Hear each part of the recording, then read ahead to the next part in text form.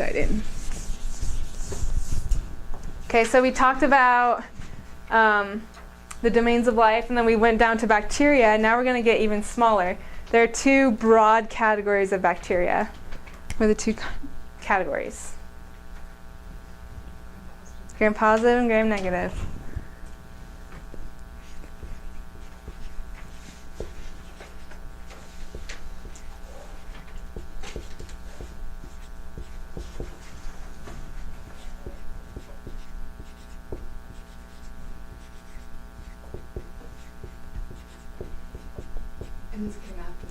So gram-positive and gram-negative, they're two kinds of bacteria, right? Would I ever say that a virus is gram-positive? No, because what does this mean? What's the difference between gram-positive and negative? Gram-positive doesn't have atom. Okay. So what's on the outside? What's exposed to the outside environment? Peptidoglycan. Okay, so let's write that word out, because it's kind of important. I'm going to butcher it this time.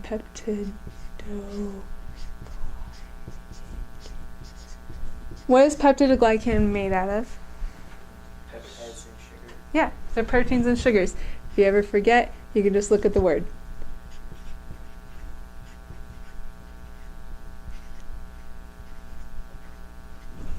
And we'll talk about that a little bit more later. What could you tell me about gram-positive's peptidoglycan? Lots of layers. Has a ton of layers. You don't even know this, but it has about 30 layers. Layers of what? Proteins and sugars. Okay, so it goes protein, sugar, protein, sugar, protein, sugar. Sometimes I ask like dumb questions. You're just like. So gram-positive has a thick peptidoglycan, and from now on, I'm just gonna write pepto. I don't like writing that whole word. Okay, is that the only thing? Is this just the inside of the cell now? No. Okay, there's something else. Yeah, you could call it inner membrane, inner membrane, outer membrane, cytoplasmic membrane, lipid bilayer. I just call it lipid membrane all the time, just for sake of not writing down a ton of different things. And I just abbreviate it as LM.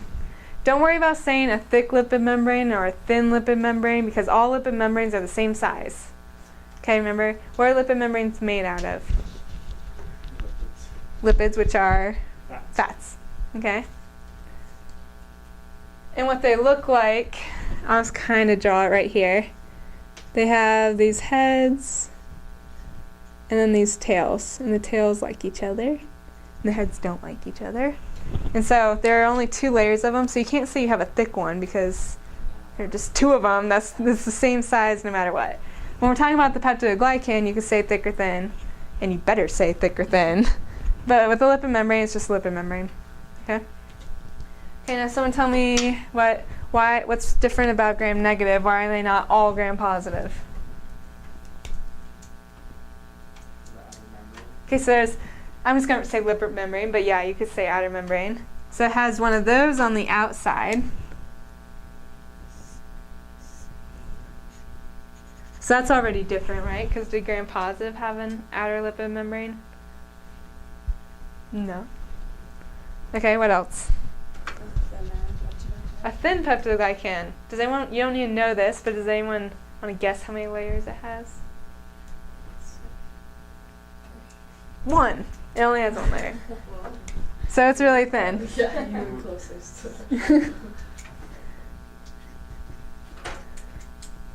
Okay, so it has a thin peptidoglycan.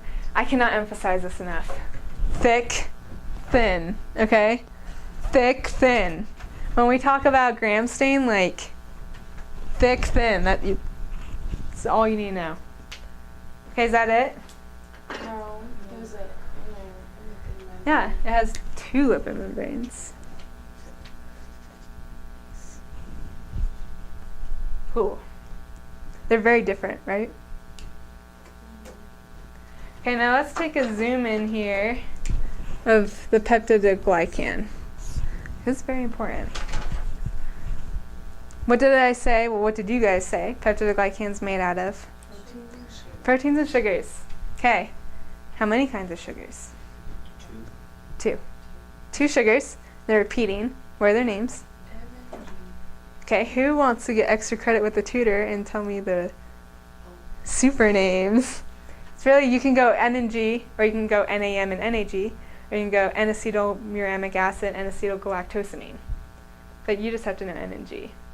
And last semester I needed to know NAG and NAM, so I'm going to write NAG and NAM because he's never used N and G before, so it kind of worries me. Well, he changed it from N to N. Did he? Yeah. The book says class. MNG. Yeah, the book says. Okay, well, I'm going to write NAM, so obviously that's M, and NAG. Yeah. Okay? You can translate it. He's never done that before, and I'm worried. So what are these? Are these proteins? What are they? Sugars. And they just repeat. NAM, NAG. NAM, NAG. Then you have another row down here. Okay, and then they're just floating. And where They are exactly attached by just proteins. inside? This is the peptidoglycan. This is what the peptidoglycan's made out of. Sorry, that's why I draw it to like a little zoom in. Okay, I think someone answered my question. They're attached by protein. Yeah. What's the fancy word? Tetra? What are they made of? So peptide, tetrapeptide. Are they outside or inside? Intra. So I'll just tell you. I kind of want to keep going with this. So tetra, peptide, intra, and then I'm walking over a river. So I walk over a bridge. So tetrapeptide, interbridges. Got it?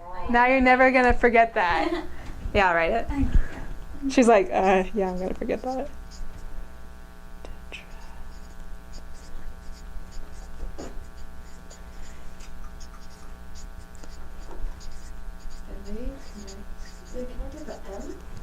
They do technically do. I think he'll test you on that. Probably not. That's like more of a higher level microbiology class. But tetra, 4, right? So there are 4. Peptides are made out of amino acids. I don't think you really need to know that though. But they connect. So then you know those 4. The tetra kind of implies that. But I don't think he'd be like, how many amino? He never asks questions like that. Like you'll never see a question that says, what is a flagella? You'll never see that. Ever. Maybe a little bit on the final. I know, it's just too easy though. Okay, so see proteins. Sugars. These are sugars. Proteins, sugars. Now if this were all that I had here, what kind of cell would you know, what kind of bacteria would this be? Gram-negative. Gram-negative, because there's only one layer, right?